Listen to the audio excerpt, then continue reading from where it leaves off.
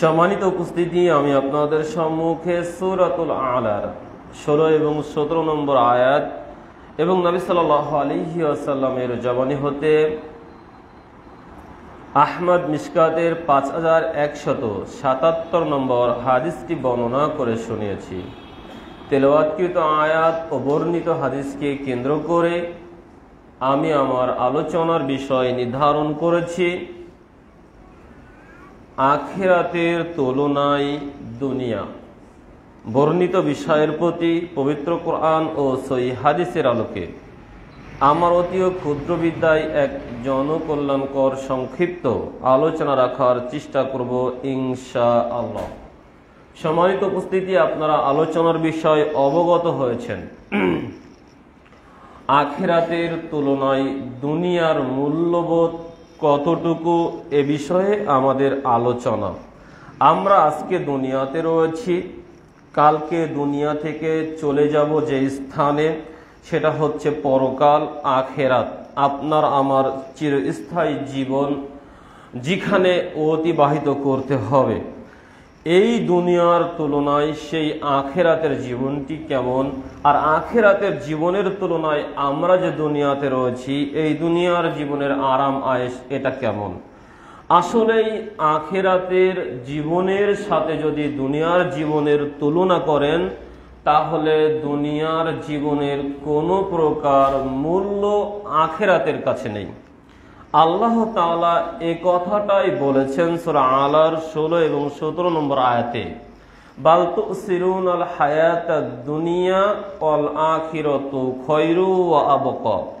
তোমরা এই দুনিয়ার এই পার্থিব জীবনটাকে বেশি অগ্রাধিকার দিয়ে থাকো, অথচ তোমাদের জন্য উত্তম হচ্ছে পরকালীন জীবন, যেটা উত্তম এবং তোমাদের জন্য চিরস্থায়ী। একথা আল্লাহ বলেছেন।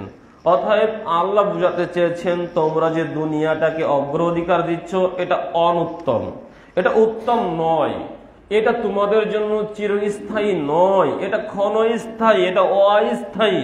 এটা তুমি সামান্য কিছু সময় এসেছো মাত্র, চিরস্থায়ী অনন্তকাল যার কোনো শেষ সীমারেখা নেই, সেটা হচ্ছে তোমাদের জন্য পরকাল। এজন্য আলী রাদিয়াল্লাহু তাআলা আনহু বুখারী মিশকাতের 5215 নম্বর যে হাদিসটি রয়েছে এই হাদিসটিতে বলছেন, ইরতাহালাতিদ দুনিয়া মুদবিরাতান, দুনিয়া তোমাদেরকে পৃষ্ঠ প্রদর্শন করে চলে যাচ্ছে, ওয়ারতাহালাতিল আখিরা মুকবিলাতান, আর আখেরাত তোমাদের দিকে মুখ দেখিয়ে সম্মুখ পানে এগিয়ে আসছে। ওয়ালিকুল্লি ওয়াহিদাতিন মিনহুমা বানুনুন, মনে রাখো দুনিয়ার মানুষ, এই দুনিয়া এবং পরকাল উভয় জগতেরই সন্তানাদি রয়েছে। ফাকুনু মিন আবনাইল আখিরাতি, তোমরা আখিরাত জীবনের সন্তানাদি হয়ে যাও বা হও। ওয়ালা তাকুনু মিন আবনাইদ দুনিয়া, তোমরা দুনিয়ার জীবনের সন্তানাদি হয়ো না। ফাইন্নাল ইয়াউমা, কেননা আজকের এই দুনিয়ার এই দিনটি আমালুন ওয়ালা হিসাবা, এটা আমলের জায়গা। এখানে তোমাদের কোনো কর্মের হিসাব নেওয়া হবে না, এখানে শুধু তোমাদের আমল করতে হবে, তোমার কোনো কর্মের এখানে হিসাব নেওয়া হবে না। অগদান, কালকের যে দিনটি পরকাল, ওটা হচ্ছে হিসাবুন ওয়ালা আমালা, সেটা হচ্ছে হিসাবের জায়গা, সেখানে কোনো আমল চলবে না। এ কথা আলী রাদিয়াল্লাহু তাআলা আনহু বলছেন, যেটা বুখারী মিশকাতের 5215 নম্বর হাদিসে নোট করা হয়েছে। সম্মানিত উপস্থিতি, এই হাদিস দিয়ে আপনাকে যে মেসেজটি আলী রাদিয়াল্লাহু তাআলা আনহু দিয়েছেন সেটা হচ্ছে এই দুনিয়া আপনার আমার কাছ থেকে চলে যাচ্ছে।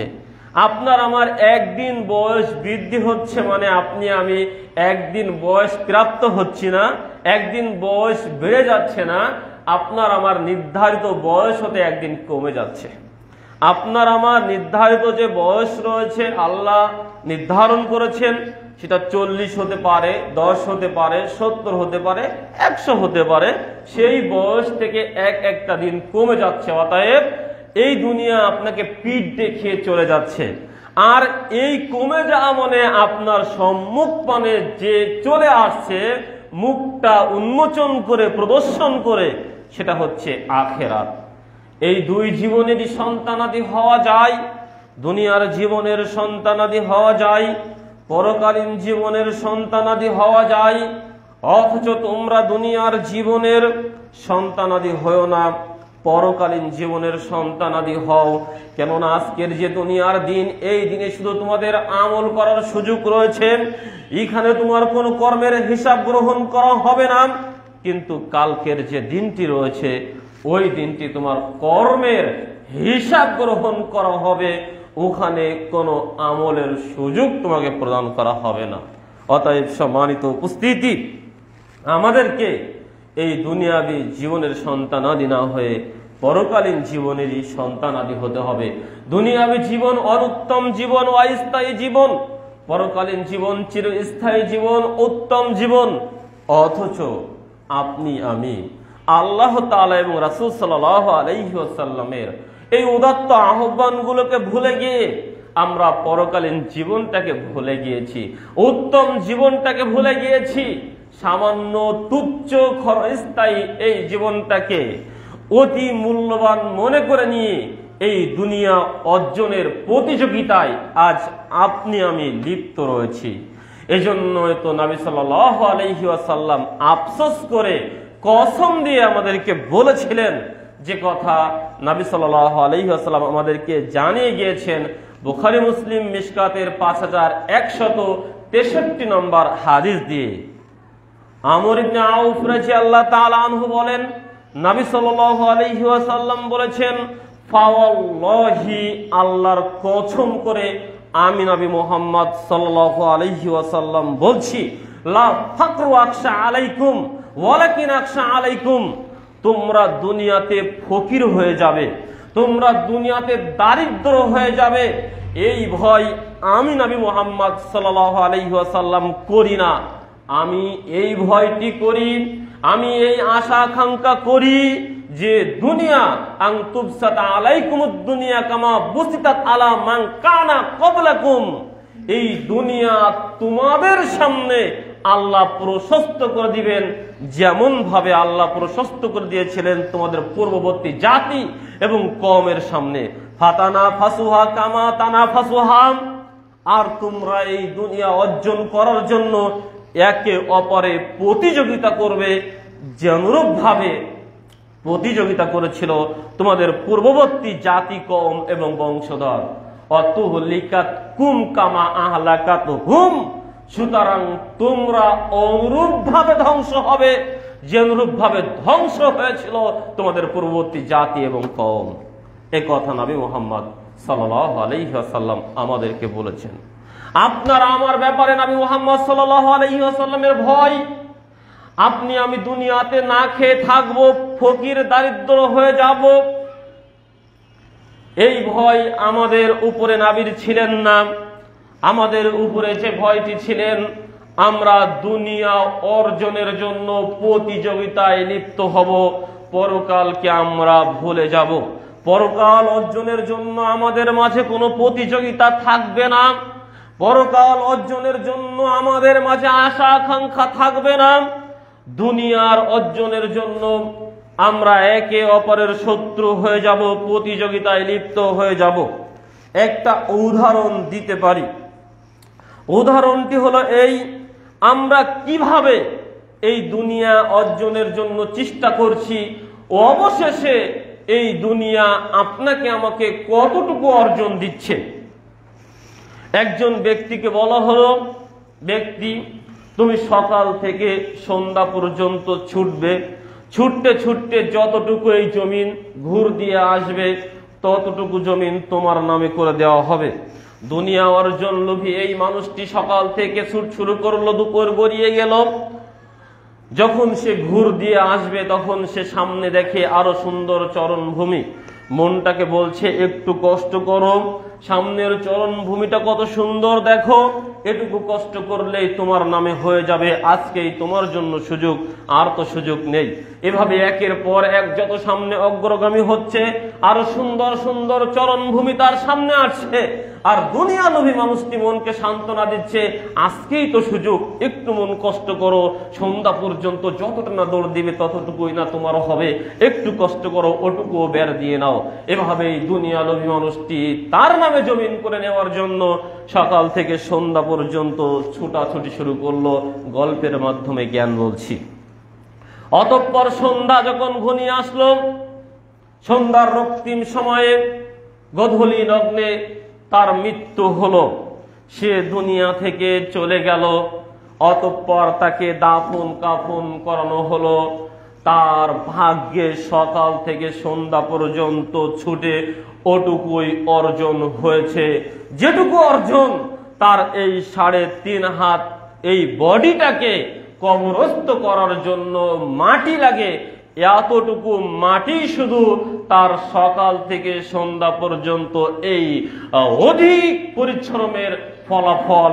অতএব সম্মানিত উপস্থিতি, আপনাকে আমি বলতে চাচ্ছিলাম, আপনি যে দিন রাত একাকার করে দিয়েছেন এই দুনিয়া অর্জনের জন্য, অথচ সন্ধ্যাবেলা আপনার হিসাবে আপনার আমল নামায় কোনো ব্যাংক ব্যালেন্স থাকবে না, কোনো গাড়ি বাড়ি থাকবে না, কোনো মিল ফ্যাক্টরি থাকবে না। এখনই আপনার নিঃশ্বাস ত্যাগ হলে আপনাকে কেউ পিতা বলে ডাকবে না, স্বামী বলে ডাকবে না, বন্ধু বলে ডাকবে না, ভাই বলে ডাকবে না, আত্মীয় স্বজন বলে ডাকবে না। সবাই বলবে ডেড বডি কখন আসবে, লাশ কখন আসবে, লাশের মাটি কখন হবে।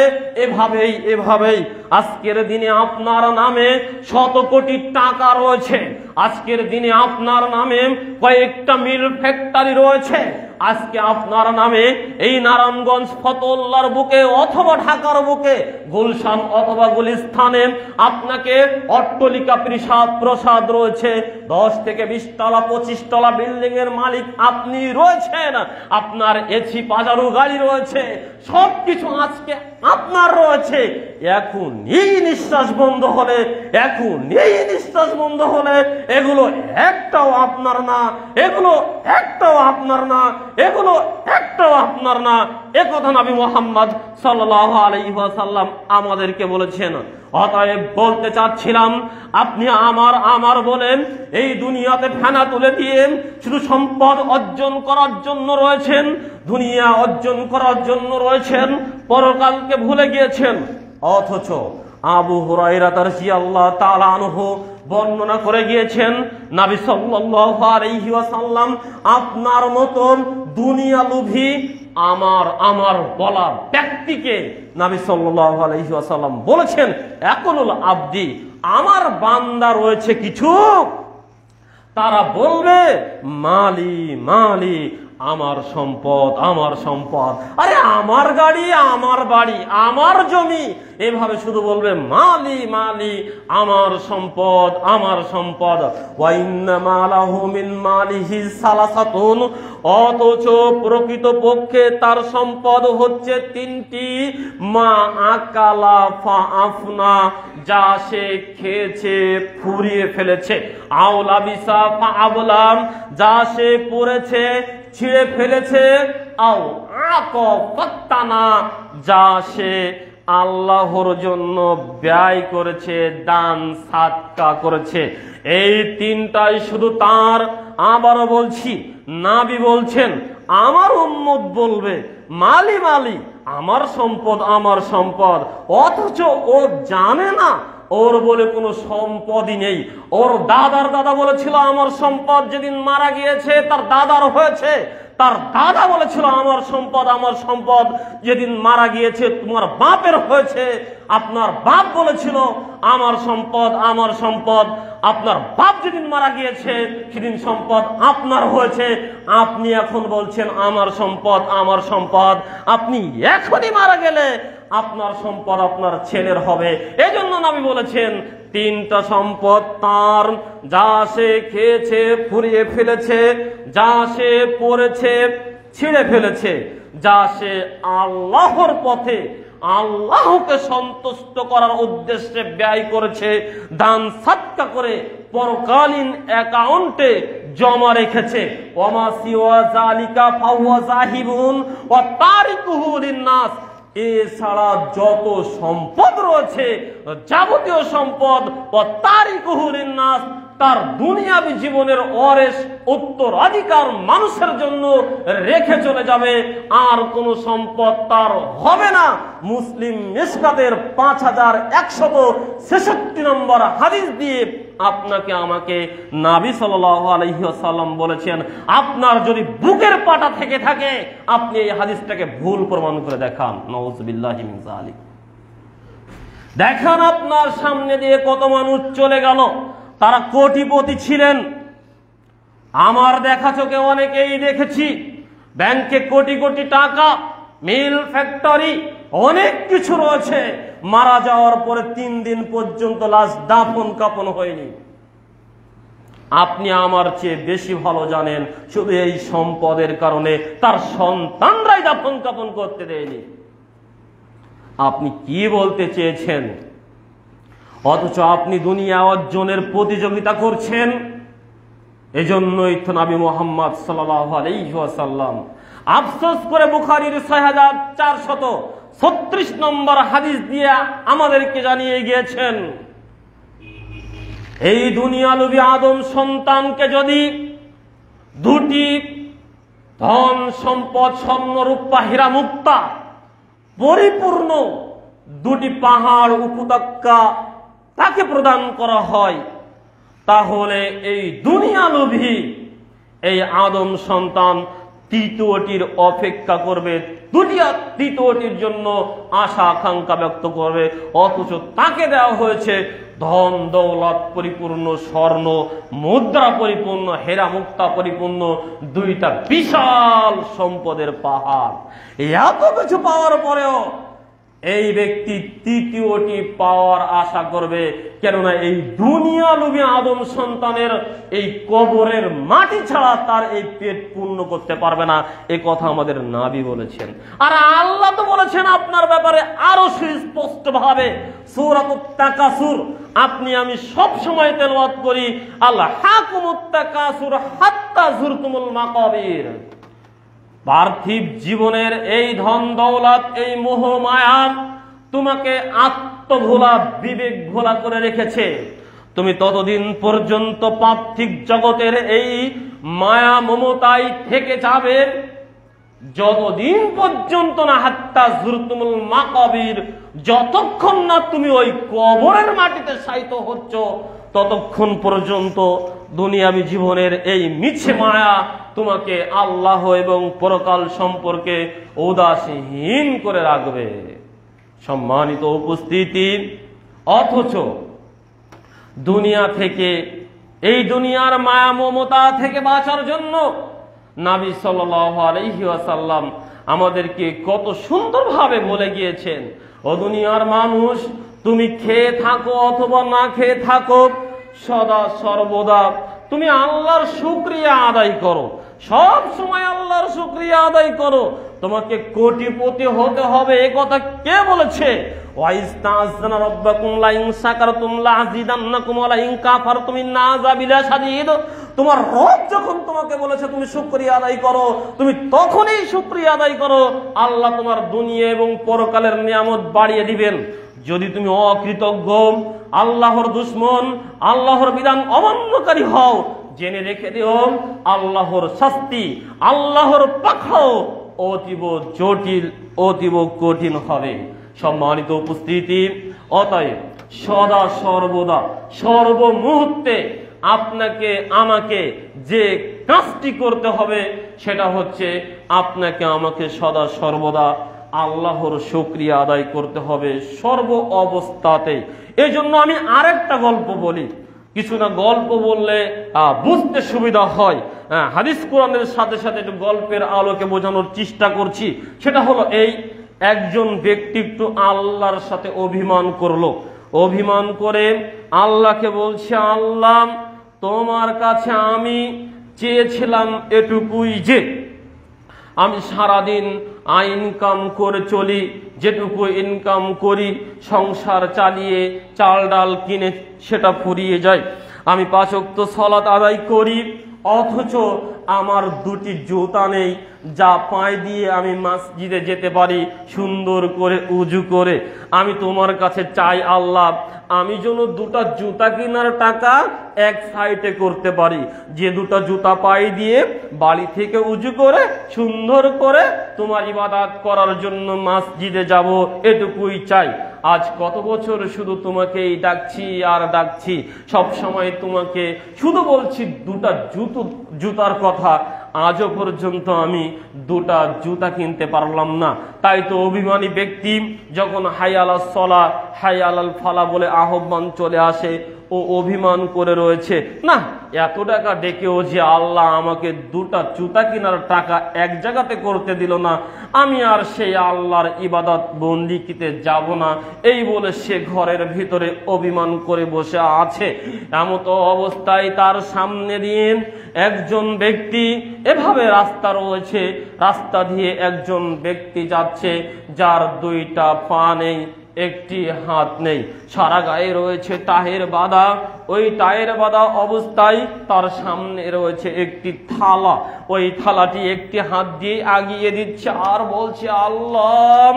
আবার একটি টায়ের বাঁধা অবস্থায় গোড় দিয়ে সামনের দিকে এগিয়ে যাচ্ছে আর বলছে আল্লাহ।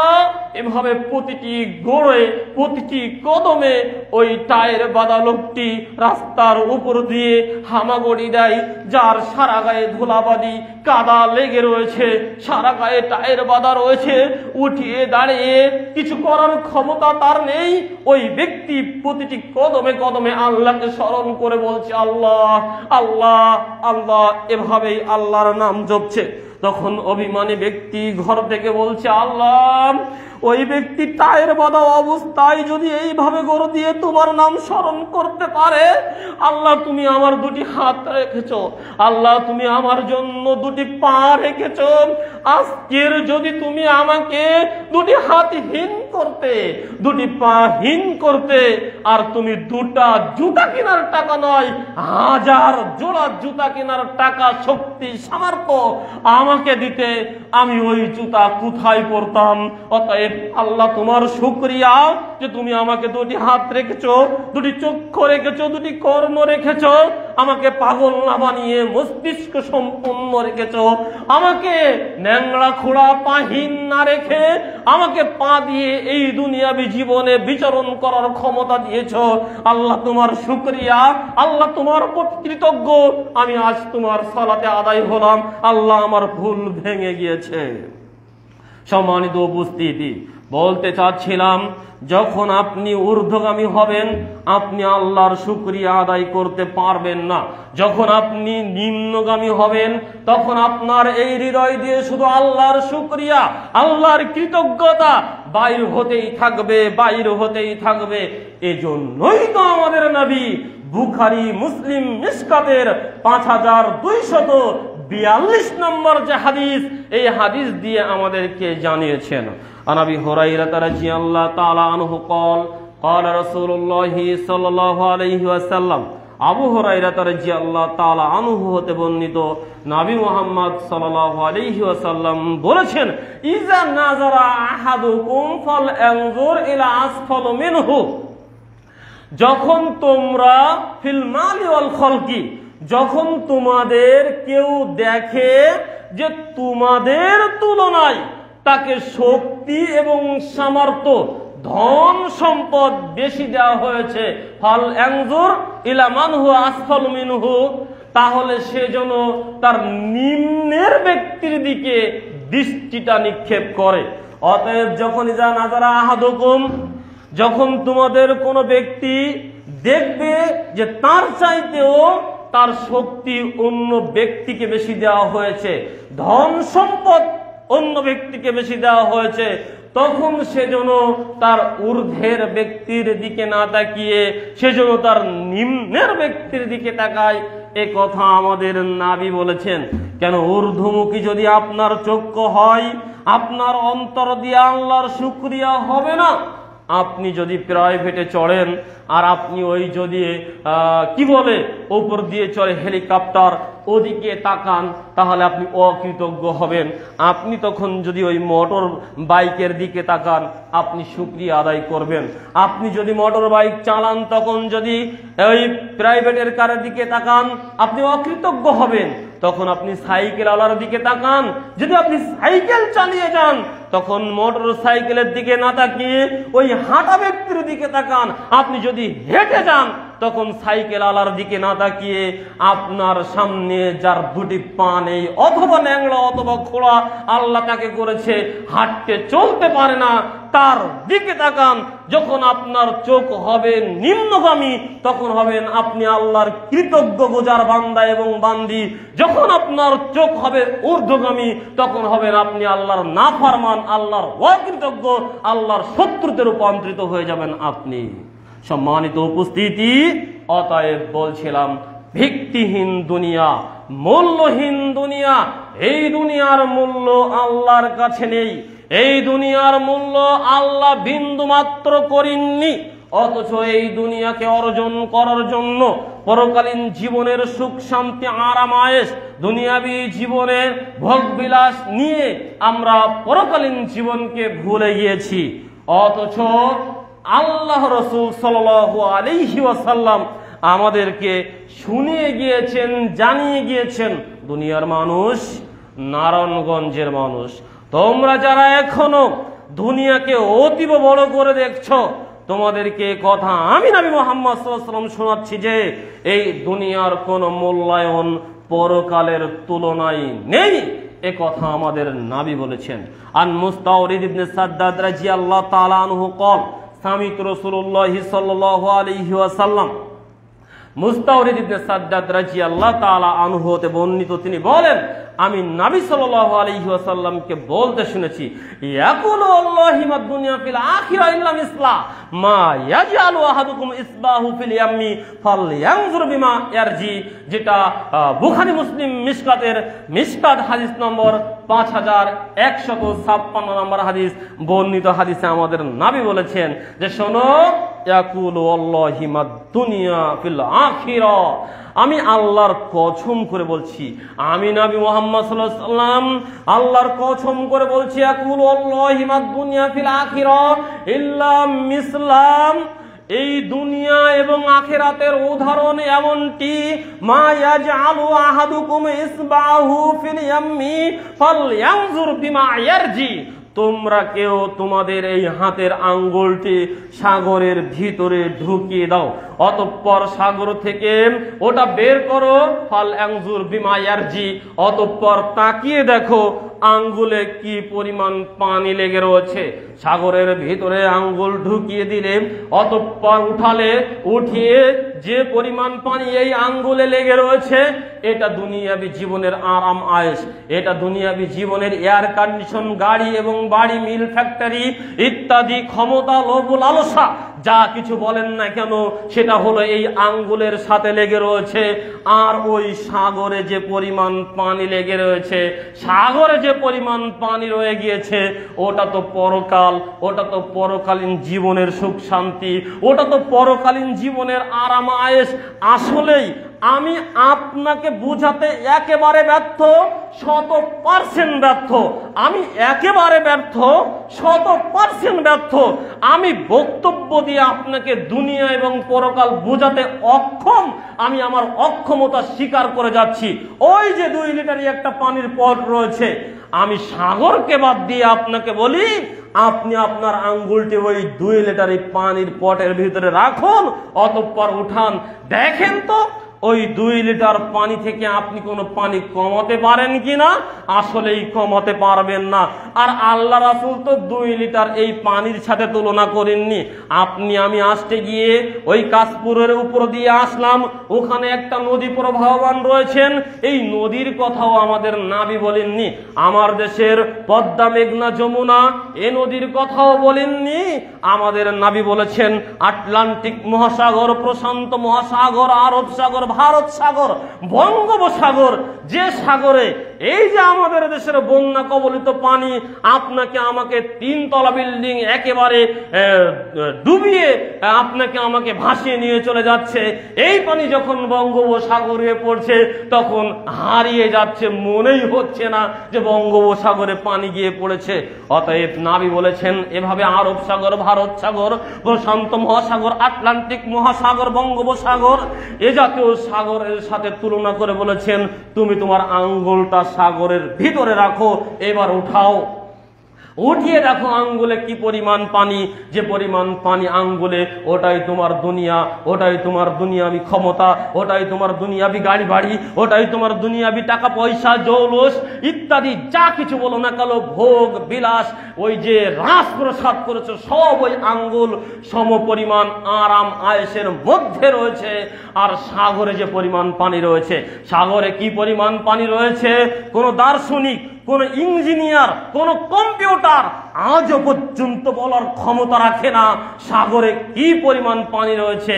আমিও আপনাকে বলতে পারি না, আমিও আপনাকে বোঝাতে পারি না পরকালীন জীবনে কি পরিমাণ সুখ আপনার আমার জন্য রয়েছে। জাবির রাদিয়াল্লাহু তাআলা আনহু বলছেন নবী সাল্লাল্লাহু আলাইহি ওয়াসাল্লাম এভাবেই বলেছেন, মাররা বিজাদিন আসাক্কা মাইয়িতিন ফাকাল আইয়ুকুম ইউহিব্বু আন্না হাযা লাহু বিদিরহামিন। একদা আমাদের নবী একটি মরা কানকাটা ফুলে ওঠা বকরির বাচ্চার নিকট দিয়ে যাচ্ছিলেন এবং আমাদেরকে বললেন তোমরা কি এই বকরির বাচ্চাটি 1 দিরহাম দিয়ে গ্রহণ করবে? ফাকালু মা নুহিব্বু আন্নাহু লানা বিশাইয়িন। আমরা বললাম 1 দিরহাম তো দূরের কথা, এই মরা কান কাটা পচা ফুলে ওঠা বাচ্চাটি আমরা কোনো কিছু দিয়েই গ্রহণ করতে চাই না, এটা আমাদের কাছে মূল্যই নেই। 1 দিরহাম 1 পয়সা তো অনেক দূরের কথা। তখন আমাদের নবী বললেন ফাকালা ওয়াল্লাহি লাদ দুনিয়া আহওয়ানু আলাল্লাহ মিন হাযা আলাইকুম। আমি নবী আল্লাহর কসম করে বলছি এই দুনিয়া এবং এর মধ্যে যত সম্পদ রয়েছে আল্লাহর কাছে এর মূল্য এই মরা কান কাটা ফুলে ওঠা বকরির বাচ্চার চাইতে শুধু নিকৃষ্ট নয়, অনেক অনেক অনেক অনেক অনেক গুণ নিকৃষ্ট। আপনার আমার কাছে মরা কান কাটা ফুলে ওঠা বকরির বাচ্চার মূল্যায়ন আছে কি নাই এটা জানি না, থাকলেও থাকতে পারে, কিন্তু আল্লাহর কাছে এই গোটা দুনিয়া এবং এর মধ্যে যত সম্পদ রয়েছে এই সম্পদটাকে তিনি এই মরা কান কাটা ফুলে ওঠা বকরির বাচ্চার চাইতেও অনেক অনেক অনেক অনেক অনেক অনেক গুণ নিকৃষ্ট বলে মনে করেন। আল্লাহ কত নিকৃষ্ট মনে করেন। আরেকটি হাদিস আপনাকে একটু বলি, আপনি যে দুনিয়ার জন্য পাগল, আপনাকে কি বলবো, আমি যে দুনিয়ার জন্য পাগল, আপনি বলবেন হুজুর শুধু আমাদেরকে দুনিয়া লোভী বলছে, হুজুর মনে হয় দুনিয়া লোভী না। আপনাকে বলবো না আপনারা দুনিয়া লোভী নয়, এটা আমি বিশ্বাস করি। আল্লাহ এভাবেই আমাদেরকে কবুল করুন। আমরা যে দুনিয়া প্রতিযোগিতায় লিপ্ত হয়েছি, এই দুনিয়া কতটা মূল্যহীন আল্লাহর কাছে এ কথা বোঝাতে গিয়ে আমাদের নবী বলছেন আন সাহাল ইবনে সাদ রাদিয়াল্লাহু তাআলা আনহু قال, সাহাল ইবনে সাদ রাদিয়াল্লাহু তাআলা আনহু বলেন নবী সাল্লাল্লাহু আলাইহি ওয়াসাল্লাম বলেছেন লাউ কানাতিদ দুনিয়া তাদিলু ইনদাল্লাহ জানাহা বাউজাতিন মা সাকা কাফিরুন মিনহা শুরবাতান। আহমদ মিশকাত হাদিস নম্বর 5177। বর্ণিত এই হাদিসে আমাদের নবী বলেছেন শোনো দুনিয়ার মানুষ, লাউ কানাতিদ দুনিয়া তাদিলু ইনদাল্লাহ জানাহা বাউজাতিন, দুনিয়ার মূল্য যদি আল্লাহর কাছে হতো একটি মশা এবং মাছির ডানা সমপরিমাণ, গোটা দুনিয়া এবং এর মধ্যে যত সম্পদ রয়েছে এই সম্পদের মূল্য যদি আল্লাহর কাছে হতো কি পরিমাণ? আপনার আমার সামনে ওই যে সন্ধ্যায় দেখবেন একটা মশা মাছি উড়ে যায়, ওটা মশাটা আপনি অনেক সময় দেখলেও দেখতে পান, কিন্তু ওর গায়ে একটা ডানা রয়েছে যেটা দিয়ে ওড়াল দিয়েছে, এই ডানা হয়তো সহজে আপনি আমি দেখতে পাবো না। তো এই মশা মাছির গায়ে যে ডানা রয়েছে এই ডানা সমপরিমাণ মূল্যায়ন যদি আল্লাহ করতেন গোটা দুনিয়া এবং এর মধ্যকার সম্পদের মা সাকা কাফিরন মিনহা সুরবাতান, তাহলে এই জমিনেতে আল্লাহর বিধান অমান্যকারী একজন ব্যক্তিকেও এই গলার নিচে এক ঢোক পানি পান করতে দিতেন না। কথাটা বুঝতে পেরেছেন কিনা জানি না। যদি আল্লাহ মূল্যায়ন করতেন গোটা দুনিয়া, আপনার সম্পদের কথা কিন্তু আল্লাহ রাসূল বলেননি। নারায়ণগঞ্জে কত সম্পদ রয়েছে, এইখানে অনেক ধনী ব্যক্তি রয়েছে, এদের সম্পদের কথা আমাদের নবী বলেননি। ঢাকা শহরে কত সম্পদ রয়েছে, এমপি মন্ত্রী ইত্যাদি কত মানুষের কত সম্পদ রয়েছে, এ কথা বলেননি। পার্শ্ববর্তী ভারতে কত সম্পদ রয়েছে, এ কথা বলেননি। এশিয়া মহাদেশে কত সম্পদ রয়েছে, এ কথা আমাদের নবী বলেননি। আমাদের নবী বলেননি Iraq, Iran, Kuwait, Afghanistan, Singapore, Malaysia, চীন, জাপান, আমেরিকা এ জাতীয় ধনাঢ্য দেশে কত সম্পদ রয়েছে, এ কথা আমাদের নবী বলেননি।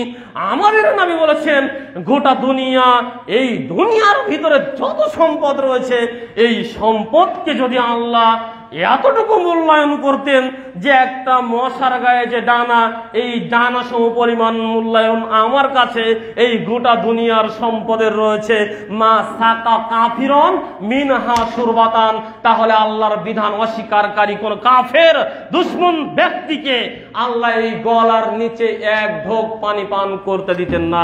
একথা আহমদ মিশকাতের 5177 নম্বর হাদিস দিয়ে আমাদেরকে জানিয়েছেন আমাদের নবী। আপনি আমি আল্লাহর হাজারো বিধান অমান্য করে, রাসূলের হাজারো আদেশ অমান্য করে আপনি আমি এই দুনিয়ার জীবনে চলছি। মাছ, মাংস, পোলোয়া, বিরিয়ানি, তেহেরি, আরো কত মোংলা ফ্রাই, আরো কত কিছু খেয়ে চলেছি। কত ফল ফলাদি রয়েছেন, ফ্রিজে কত কিছু রয়েছেন সাজিয়ে রেখেছি, আরো কত নাজ নিয়ামত মনে করছি, সদা সর্বদা খেয়েই যাচ্ছি। আল্লাহ অপ্রান্ত অক্সিজেন আপনার আমার জন্য দিয়েছেন। আল্লাহ এই দুনিয়ার বুকে কত নাজ নিয়ামত ফুলিয়ে আপনাকে আমাকে দুনিয়াতে সুস্বাদু খাদ্যের ব্যবস্থা করেছেন। রাত দিন 24 ঘন্টা আপনি আমি শুধু আল্লাহর নাফরমান হয়ে এই দুনিয়াতে খেয়েই চলেছি। আল্লাহ আপনাকে বাধা দেননি, কেননা আল্লাহ এই নাজ নিয়ামতকে মূল্যায়নই করেন না। আল্লাহ এই নাজ নিয়ামতকে মূল্যায়নই করেন না, এজন্য আল্লাহ আপনাকে বাধা দেয়নি, ছাড় দিয়েছেন। তবে হিসাব একদিন নিবে এ কথা আপনি মনে রাখেন। হিসাব একদিন নিবে এ কথা আপনি মনে রাখেন। সেদিন আপনাকে আসামির কাঠগড়ায় দাঁড়িয়ে আল্লাহর প্রতিটি নাজ নিয়ামতের হিসাব একেবারে কড়াই গন্ডায় আপনাকে দিতে হবে। সেই দিনের জন্য আপনি প্রস্তুত আছেন কিনা এটা আপনি এখনই চিন্তা ভাবনা করুন। অতএব সম্মানিত উপস্থিতি, বলতে চাচ্ছিলাম যে আসলে দুনিয়ার জীবনের মূল্য নেই, আখিরাতের সাথে দুনিয়ার জীবনের তুলনাই চলে না। তুলনা করাটাই বোকামি, তুলনার কথাটা আনাটাই ভাবাটাই বোকামি। আখিরাত যে কি জিনিস, জান্নাত যে কি জিনিস, যদি জান্নাতের আলোচনা কখনো আল্লাহ আমাকে সুযোগ দেয় আপনাদের এখানে এসে করার, সেদিনই বুঝাবো জান্নাত কি জিনিস, জান্নাতে আল্লাহ মানুষের জন্য কত নিয়ামত রেখেছেন, কেন দুনিয়ার জীবনের মূল্যায়ন নেই, এত আরাম আয়েশ কেন আল্লাহ তুচ্ছ করেছেন, সেদিনই বোঝানোর চেষ্টা করব। তবে আজকে শুধু আপনাকে বলছি দুনিয়ার কোনো মূল্য নেই, ভিত্তিহীন এই দুনিয়া, আপনি এই দুনিয়াটাকে এত মূল্যায়ন করার চিন্তা করিয়েন না। সম্মানিত উপস্থিতি, এজন্য আমাদের নবী আপনাকে আমাকে বলেছেন, শোনো দুনিয়ার মানুষ, ইকতানিম খমসান কবলা খমসিন, তুমি তোমার জীবনে 5টি বিষয় আসার আগেই 5টি জিনিসকে অধিক মূল্যায়ন করো। ইকতানিম খমসান কবলা খমসিন, শাবাবাকা কবলা হারামিকা ওয়া সিহাতিকা কবলা সাকামিকা, তোমার বার্ধক্য আসার আগে তোমার একটা যৌবন রয়েছে, এটাকে মূল্যায়ন করো। তুমি অসুস্থ হওয়ার পূর্বেই আল্লাহ তোমাকে সুস্থতা দিয়েছেন, এটাকে মূল্যায়ন করো। ওয়া গিনাকা কবলা ফাকরিকা, তুমি ফকির হওয়ার আগেই আল্লাহ তোমার হাতে এখন কিছু টাকা দিয়েছেন, এই ধন সম্পদের সময়টাকে মূল্যায়ন করো। এক সময় তোমার কাছে এটা থাকবে না, তুমি দুনিয়াতে থাকবে, তোমার ছেলে তোমাকে বৃদ্ধাশ্রমে পাঠিয়ে দিবে। তুমি দুনিয়াতেই থাকবে, তুমি কোটিপতি, তোমার কোটিপতি সন্তান, তোমার ইঞ্জিনিয়ার ছেলে, তোমার ডাক্তার ছেলে, তোমার আরো উচ্চবিলাসী ছেলে তোমারই 10তলা বিল্ডিং থেকে, যেটা তুমি নিজ হাতে করে রক্ত পানি করে রোদে ভিজে, রোদে পড়ে বৃষ্টিতে ভিজে তৈরি করেছো, ওই বিল্ডিং থেকে তোমাকে নামিয়ে দিয়ে তোমাকে রেখে আসবে ওই বৃদ্ধাশ্রমে। সেদিন তোমাকে কিছু করার থাকবে না। সেদিন তুমি যদি আশা করো যে কাউকে 1 টাকা দান করবে, আরে তুমি নিজেই তো কিয়ামতের মাঠে রয়েছে, ইয়া নাফসি ইয়া নাফসি, দুনিয়াতে থেকেই দান কিভাবে করবে? অতএব তুমি ফকির হওয়ার আগেই তুমি তোমার হাতের সম্পদটাকে মূল্যায়ন করো। অফারাগাতা কবলা সুগলি কাম, তুমি তোমার অবসর সময়টাকে মূল্যায়ন করো তোমার নিকটে ব্যস্ততা আসার পূর্বেই। এখন তোমাকে আল্লাহ একটু অবসর সময় দিয়েছেন, তুমি সিনেমার হলে ঢুকে গিয়েছো, তুমি মোবাইল নিয়ে ওই নাচ গান দেখছো, তুমি আরো ইত্যাদি ইত্যাদি, আমি বলতে পারবো না কিভাবেই আপনার আমার অবসর সময় যায়। এই অবসর সময়টাকে মূল্যায়ন করো, ব্যস্ততা একদিন তোমাকে পাকড়াও করতে পারে। সর্বশেষ ও হায়াতিকা কবলা মাউতিকা, তোমার পূর্ণাঙ্গ জীবনটাকে তুমি মূল্যায়ন করো, তোমাকে মৃত্যু পাকড়াও করার পূর্বেই। এ কথা নবী মুহাম্মদ সাল্লাল্লাহু আলাইহি ওয়াসাল্লাম আমাদেরকে জানিয়ে গিয়েছেন। সম্মানিত উপস্থিতি, অতএব আপনাকে আমাকে মনে রাখতে হবে, এই যৌবন সারা জীবন থাকবে না, যৌবনটাকে মূল্যায়ন করুন। সুস্থতা সারা জীবন থাকবে না, আপনি সুস্থতাকে মূল্যায়ন করুন। ধন সম্পদ সারা জীবন থাকবে না, আপনি আপনার সম্পদকে মূল্যায়ন করুন। অবসর সময়কে মূল্যায়ন করুন। সর্বোপরি নিজেকে কবরবাসী মনে করুন, পরকালীন জীবনের জন্য প্রস্তুত করুন। ইবনে ওমর রাদিয়াল্লাহু তাআলা আনহু তিনি আমাদেরকে শুনিয়ে গিয়েছেন, তিনি বলছেন, একদা নবী সাল্লাল্লাহু আলাইহি ওয়াসাল্লাম বের হয়ে এসে আমার এই ঘাড় ধরে এভাবে বলছেন, ইবনে ওমর কুম ফিদ দুনিয়া কান্নাকা গরিবুন আও আবির সাবিলিন আউদ্দা নাফসাকা ফি আহলিল কবর। ইবনে ওমর, তুমি দুনিয়াতে মুসাফির পথচারীর ন্যায় বসবাস করো। তুমি দুনিয়াতে একজন মুসাফির, এই যে আমি আপনাদের মাঝে এখন মুসাফির হয়ে এসেছি, আবার এখনই আল্লাহ যদি চাই ইনশাল্লাহ এখনই চলে যাব। এই একটু সময় আপনাদের সাথে চলে গেলাম, অথবা আপনি সফরে বাইর হয়েছেন, কোনো এক গাছের নিচে একটু আশ্রয় নিয়েছেন, অত্যন্ত রৌদ্রে আপনার মাথাটা টনটন করে, ওই গাছের নিচে একটু সময় বের হয়েছেন, আবার আপনার গন্তব্য দিকে ছুটা শুরু করছেন। ঠিক এভাবেই তুমি মনে করো দুনিয়াটা তোমার মুসাফিরের জীবন, তুমি সামান্য একটু আশ্রয়ের জন্য দাঁড়িয়েছ, তুমি সদা সর্বদা নিজেকে কবরবাসী মনে করো। অউদ্দা নাফসাকা ফি আহলিল কবর, অউদ্দা নাফসাকা ফি আহলিল কবর, তুমি নিজেকে সর্বদা কবরবাসী মনে করো। তুমি এখনই মনে করো যে আমি মরে যাব, তুমি এখনই মনে করো আমি মরে যাব, আমি বেঁচে থাকবো না, তাহলে আমার কি করা প্রয়োজন? ইবনে ওমর শুনুন, ইজা আসবাহতা ফালা তুহাদ্দিস বিল মাসাই ওয়া ইজা আমসাইতা ফালা তুহাদ্দিস বিস সাবাহি। তুমি যদি সকাল করো তাহলে সন্ধ্যা পর্যন্ত বাঁচা আশা করো না, তুমি যদি সন্ধ্যা করো তাহলে সকাল পেয়ে যাবে, সকাল পর্যন্ত বেঁচে থাকবে, তুমি এ আশা করো না। সকাল হলে সন্ধ্যার আশা করো না, সন্ধ্যা যদি তোমার জীবনে এসে যায় সকাল আবার পাবে এই আশা করো না। সদা সর্বদা তুমি নিজেকে কবরবাসী মনে করো, তুমি এটাকে মূল্যায়ন করো।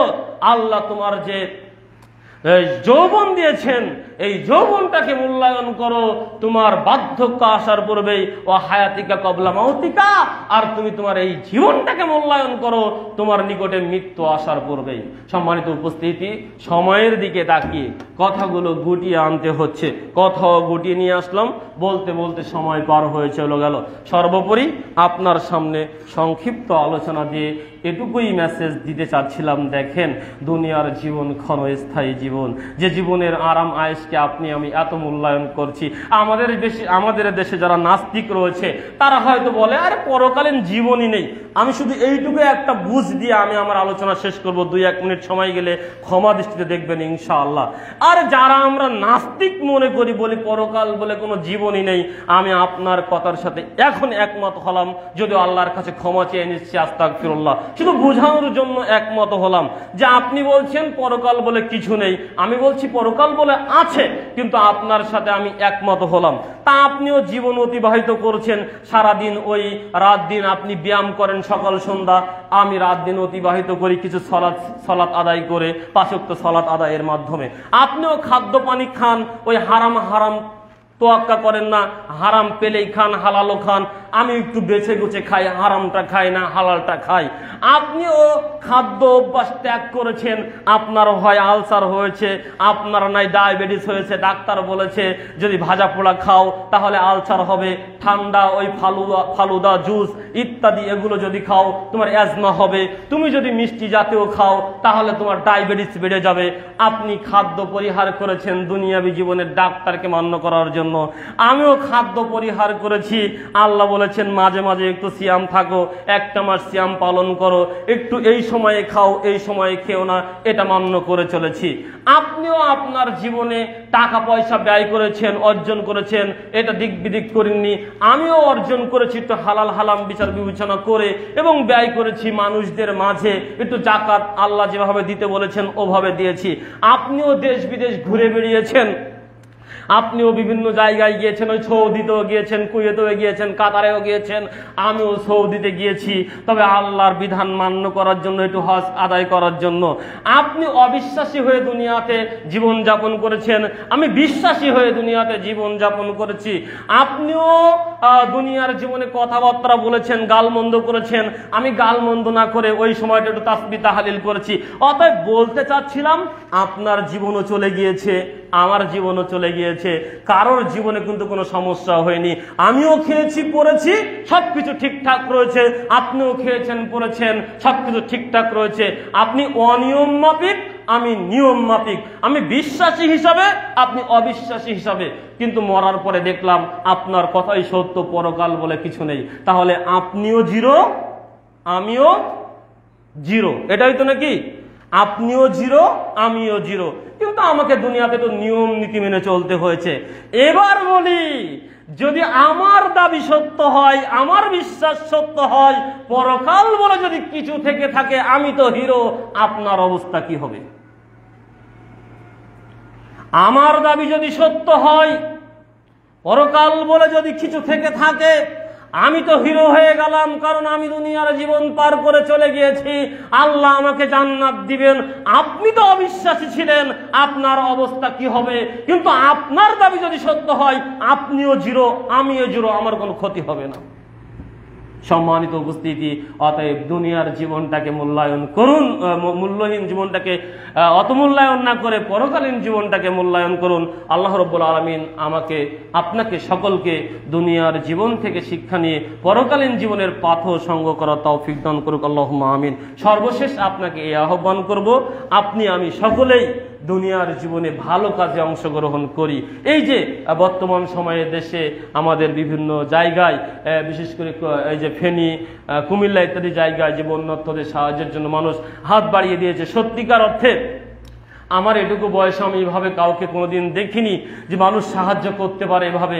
যখন মানুষের সাহায্য করা দেখেছি ওই ফেসবুকে অথবা ইউটিউবে সংবাদগুলো দেখি, সত্যিই মন থেকে কখন মনের অজান্তে চোখ দিয়ে পানি পড়ে আসে যে মানুষ এভাবে মানুষকে সাহায্য করতে পারে। আসুন, আপনার আমার ধন সম্পদ রয়েছে, দান করলে, মানুষের পাশে দাঁড়ালে আপনার আমার ধন সম্পদ কমে না। কারণ আল্লাহ বলছেন আমি তার প্রতি রহম দয়া করি না যে ব্যক্তি মানুষের প্রতি রহম দয়া করে না। অতএব যে ব্যক্তি মানুষের প্রতি রহম দয়া করে, আমি আল্লাহ সেই ব্যক্তির প্রতি রহম এবং দয়াশীল হয়ে যায়। অতএব আসুন, শুধু এই বন্যাত্ম মানুষের জন্য নয়, আমাদের পাশে যারা অসহায় যখন যেভাবে আমাদের সামনে এসে যায়, আমরা তাদের সর্বোপরি সর্বোত্তক সাহায্য করার চেষ্টা করি। আপনার কোটি কোটি টাকা রয়েছে, অল্প কিছু টাকা চলে গেলে আপনি বুঝতেই পারবেন না, কিন্তু একজন অসহায় মানুষের মুখে একটু খাদ্য উঠবে, একজন বস্ত্রহীন মানুষ একটু বস্ত্র পাবে, একজন আশ্রয়হীন মানুষ একটু আশ্রয় পাবে। আসুন আমরা সকলেই এই অসহায় মানুষের পাশে দাঁড়াই, দুনিয়াবী জীবন থেকে পরকালীন জীবনের পাথ সংগ্রহ করি। আল্লাহ, তুমি আমাদেরকে এই মূল্যহীন দুনিয়া থেকে শিক্ষা নিয়ে পরকালীন জীবনের, মূল্যবান জীবনের সন্তানাদি হওয়ার তৌফিক দান করো।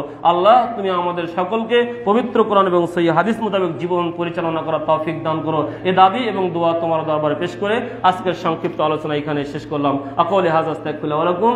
আসসালামু আলাইকুম ওয়া রাহমাতুল্লাহ।